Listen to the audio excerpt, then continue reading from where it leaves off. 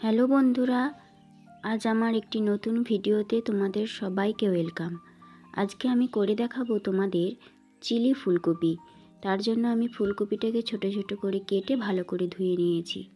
এরপর কড়াতে সামান্য জল দিয়ে সামান্য পরিমাণ লবণ দিয়ে আমি এই ফুলকপিগুলোকে একটু সেদ্ধ করে নেব। নুনটা দিলাম এই কারণে, যদি ফুলকপিতে পোকা থাকে বেরিয়ে যাবে। ফুলকপিগুলো সেদ্ধ হয়ে গেছে। এরপর একটি পাত্রতে আমি 3 চামচ মতো আটা নেব।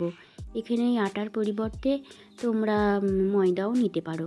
এরপর নিয়ে নিয়েছিলাম 2 চামচ কর্নফ্লাওয়ার, একটু পরিমাণ মতো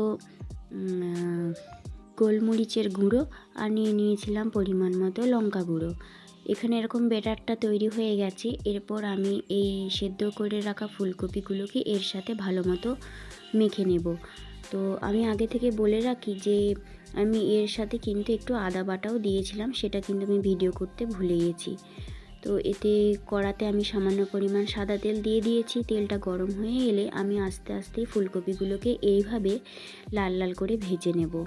পকোড়ার মতো হয়ে গেছে, খেতেও কিন্তু দারুণ হয়েছিল। এরপর আমি কিছু উপকরণ আমি কেটে নিয়েছি ধনেপাতা, ক্যাপসিকাম, আদা আর কাঁচা লঙ্কা। তোমরা যেমন পরিমাণ ঝাল খাবে তেমন কাঁচা লঙ্কা দেবে।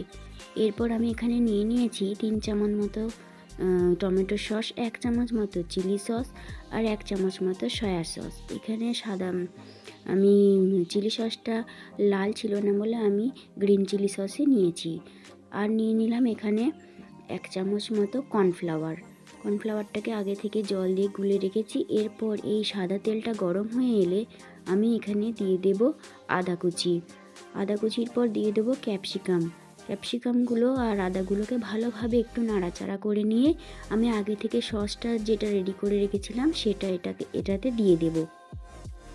দেওয়ার পর কাঁচা লঙ্কাগুলোও দিয়ে দিলাম এবং পরিমাণ মতো লবণ আর একটু মিষ্টিও আমি দিয়েছিলাম। আর দিলাম আমি এখানে লঙ্কা গুঁড়ো। এখানে তোমরা কাশ্মীরি লঙ্কা গুঁড়ো অ্যাড করতে পারো কালার হওয়ার জন্য। এরপর 2 থেকে 3 মিনিট এটাকে ফুটিয়ে নেব।